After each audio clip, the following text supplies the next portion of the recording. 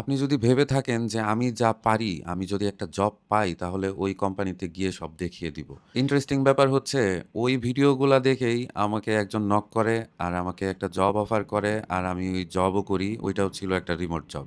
এই এআই এর যুগে কোন জবগুলা ভবিষ্যতে ভ্যালুয়েবল হচ্ছে, কোন জবগুলা থাকবে, কোনগুলা চলে যাবে এইটা নিয়ে একটা ভিডিও সিরিজ হচ্ছে।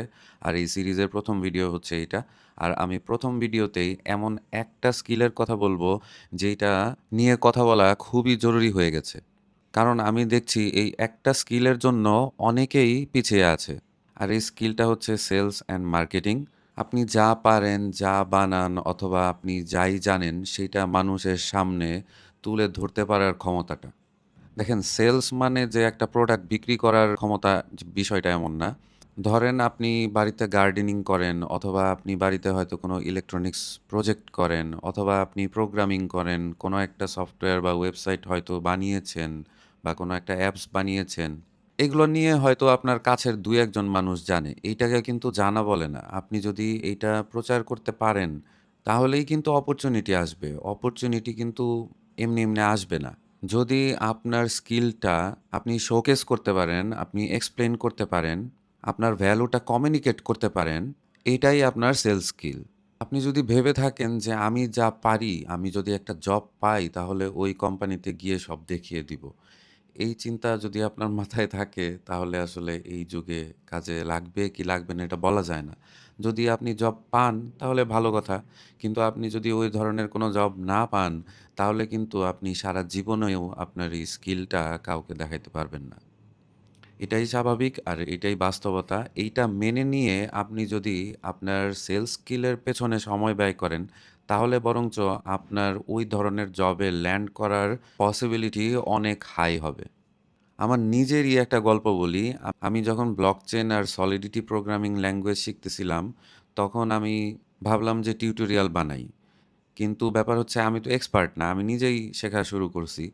তো তারপরেও আমি ভাবলাম যে আমি যেই ওয়েবসাইট থেকে শিখতেছি, ওই ওয়েবসাইটটাই স্ক্রিন রেকর্ড করে একটু ধারাভাষ্যের মতো করে আ আমি YouTube এ দেই। তো আমি তাই করি। আমার ৪০ থেকে ৫০ টা ভিউ আসতো একেকটা ভিডিওতে। ইন্টারেস্টিং ব্যাপার হচ্ছে ওই ভিডিওগুলা দেখেই আমাকে একজন নক করে আর আমাকে একটা জব অফার করে আর আমি ওই জবও করি। ওইটাও ছিল একটা রিমোট জব। দেখেন আমি ভিডিও টিউটোরিয়ালগুলা বানানোর আগে স্বপ্নেও চিন্তা করি নাই যে এই টিউটোরিয়াল দেখে আমাকে কেউ জব অফার করবে। বা এইটাও ভাবি নাই যে ৪০-৫০ টা করে ভিউ হচ্ছে এইটাতেই আমি একটা কিছু পেয়ে যাবো। এখানে লেসনটা হচ্ছে যে ভিউ বড় বিষয় না। আপনি কিছু অনলাইনে দিলেন আর সেটা ১০,০০০ মানুষ দেখলো কি দেখলো না এইটা বড় বিষয় না।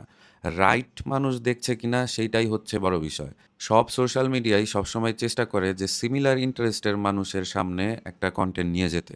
তাই আপনার ওই ৫০ টা ভিউ এর মধ্যেও কিন্তু এমন কেউ থাকতে পারে যে আপনার পার্টনার হতে পারে, আপনাকে জব অফার করতে পারে, আপনার ক্লায়েন্ট হতে পারে, আপনার ফিউচার কোনো অপরচুনিটি খুলে যেতে পারে। কনটেন্ট মানেই যে ভিডিও কনটেন্ট হতে হবে এটাও কিন্তু বলছি না। আপনি কোনো ওয়েবসাইটে আর্টিকেল লিখতে পারেন। আর এখন এআই এর যুগ। এআই ব্যবহার করে আপনি কিন্তু অনেক কিছুই খুব সহজে করে ফেলতে পারবেন। বরঞ্চ এআই যদি ব্যবহার না করেন তাহলে এটা আপনার সবচেয়ে বড় বোকামি হবে। আপনি যা শিখছেন, যা বানাচ্ছেন, যেই প্রবলেমটাই সলভ করছেন সেটা ডকুমেন্ট করেন, শেয়ার করেন, এক্সপ্লেইন করেন। সেটা টিউটোরিয়াল হতে পারে, শর্ট পোস্ট হতে পারে, GitHub এ প্রজেক্ট হতে পারে, LinkedIn হতে পারে, ভিডিও হতে পারে, কোনো ওয়েবসাইটে আর্টিকেল হতে পারে। নেক্সট ভিডিওতে আমি বলার চেষ্টা করব যে এই এআই এর যুগে কোন জব বাড়বে এবং কোন জব কমবে। আমি আপনাদেরকে এমনভাবে বলতে চাই যেন আপনাদেরকে ওই লিস্টটা মুখস্থ করতে না হয়। আপনারা যেন এমনিতেই বুঝে যান যে কোন ধরনের স্কিল আসলে আপনার শেখা উচিত যেটা আগামী ১০ বছর, ২০ বছর, ৩০ বছর পর্যন্ত চলবে। দেখা হচ্ছে নেক্সট ভিডিওতে। ধন্যবাদ সবাইকে।